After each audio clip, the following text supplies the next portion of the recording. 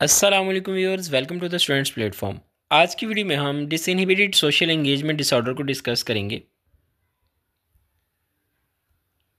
डिसइनहिबिटेड inhibited mean रुक जाना, limit में रहना। डिस यानी कि वो लिमिट ख़त्म हो जाती है। इसके अंदर जो इसमें बच्चा जो होता है अटैचमेंट की लिमिट को क्रॉस कर जाता है। जब भी वो किसी सोशल गैदरिंग में जाता है या किसी स्ट्रेंजर से मिलता है तो उनके साथ एक्सट्रीम किस्म की अटैचमेंट शो करता है, जबकि वो जो है वो केयर गिवर से डिटैच होता चला जाता है और उनसे वो दूर होता चला जाता है। इसको हम डिसइनहिबिटेड अटैचमेंट डिसऑर्डर का भी नाम देते हैं। सिम्टम्स इसके अंदर क्या क्या हैं कि ओवरली फ्रेंडली विद स्ट्रेंजर्स के साथ जो है बहुत ज़्यादा फ्रेंडली हो जाता है, उनके साथ बातें करना, हग करना, अनफेमिलियर पीपल के साथ।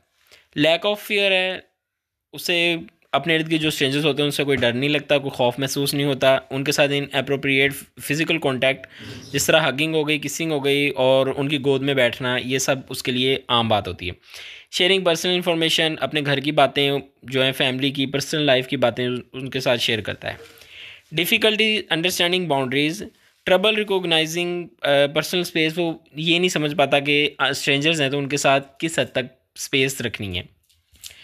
कॉजेज़ कॉजेज़ के अंदर कह रहे हैं कि सबसे पहले जो है वो neglect, lack of proper care और सुपरविजन। अगर माँ बाप जो होते हैं या सुपरवाइज़र जो होते हैं, केयर गिवर्स जो होते हैं, वो उसकी अगर सही तरह से देखभाल नहीं करते तो ये जो इसके अंदर है बीमारी जो है वो पैदा हो सकती है। फिज़िकल, इमोशनल या सेक्सुअल अब्यूज़ का शिकार अगर वो हुआ होता है, या फिर केयर गिवर्स जो होते हैं उसके कंटिन्यूसली चेंज होते रहते हैं, या फिर कह रहा है कि किसी इंस्टीट्यूशन में है वो बच्चा, तो वहाँ पर जो है उसकी जो है वो अच्छी तरह ख्याल नहीं रखा जा रहा उसको का, ये जेनेटिक्स की वजह से भी कंडीशन कॉज हो सकती है। डायग्नोसिस में कह रहा है कि सबसे पहले एज है, 2 से 12 साल के बच्चों में ये कंडीशन आमतौर पर पाई जाती है। और क्राइटेरिया इसका है कि child exhibit overly friendly behaviour with strangers, lack of fear, inappropriate physical contact. Assessment में कह रहा है कि क्लिनिकल इवेलुएशन, ऑब्जर्वेशन और केयर गिवर इंटरव्यूज़ के ज़रिए जो है हम इसको असेस कर सकते हैं, इसको हम डायग्नोज कर सकते हैं। Treatment, individual and family therapy. इसके अंदर कह रहा है कि processing the traumas, past abuse जो हो गई हुआ है बच्चे के साथ, उसको देखना, ठीक है, उसको डिस्कस करना। उसके अलावा कह रहा है कि emotional regulations like managing anger. उसके अलावा behavioural modification, active listening, improving communication, ये सारी चीज़ जो है इसके ट्रीटमेंट के अंदर शामिल हैं। उसके अलावा अटैचमेंट बेस्ड थेरेपी में कह रहा है कि producing trust, healthy attachment with care givers, making secure bonding. Behavioural modification में डीप ब्रीथिंग, सोशल स्किल्स, इनमें बाउंड्रीज सेट करना, उनकी इम्पल्सिस को कंट्रोल करने में मदद करना। मेडिकेशंस के अंदर कह रहा है कि अगर बच्चे में एडीएचडी या फिर एनजाइटी के सिम्टम्स, डिप्रेशन के सिम्टम्स हैं तो उनकी मेडिकेशन करना। ग्रुप सपोर्ट, वालिदैन को, केयर गिवर्स को एजुकेट करना कि बच्चे का कैसे ख्याल रखना है, कैसे डील करना है, इससे इमोशनल सपोर्ट कैसे प्रोवाइड की जा सकती है।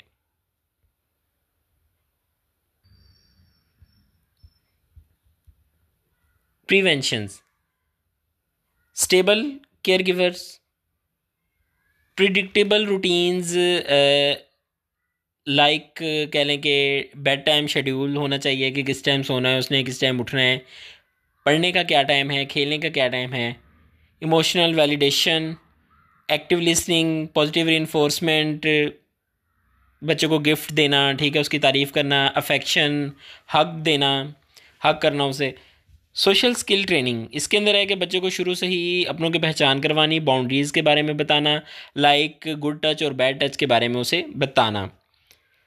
अर्ली इंटरवेंशंस के अंदर कह रहा है कि अगर शुरू में ही इस डिसऑर्डर का पता चल जाए तो उसे अर्ली इजीली उसको ट्रीट किया जा सकता है। Complications, emotional difficulties, anxiety, excessive worry, fear, nervousness, ये सारी जिसमें शामिल है। डिप्रेशन के अंदर persistent sadness, hopelessness, lack of interest, mood swings and intense emotional shifts, difficulty managing emotions, explosive outburst की सूरत में जो इमोशंस जो हैं वो ज़ाहिर होते हैं। लो सेल्फ इस्टीम हो गई, negative self image, self blame, self doubt. Social problems के अंदर कह रहा है कि हेल्दी ताल्लुक़ बनाने में और उसको मेंटेन करने में जो है बच्चे में को मसला आता है। बिहेवियरल इश्यूज़ के अंदर कह रहा है कि एडीएचडी हो गया, फिज़िकल और वर्बल अग्रेशन, इम्पल्सिविटी हो गई, impulsivity mean acting without thinking,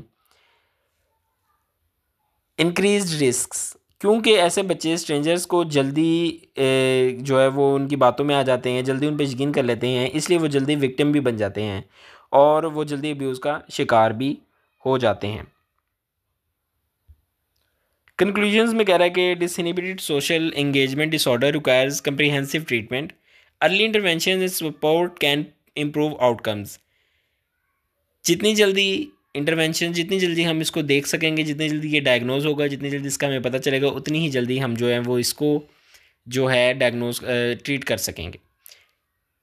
raising awareness prompts, healthy attachment and relationships.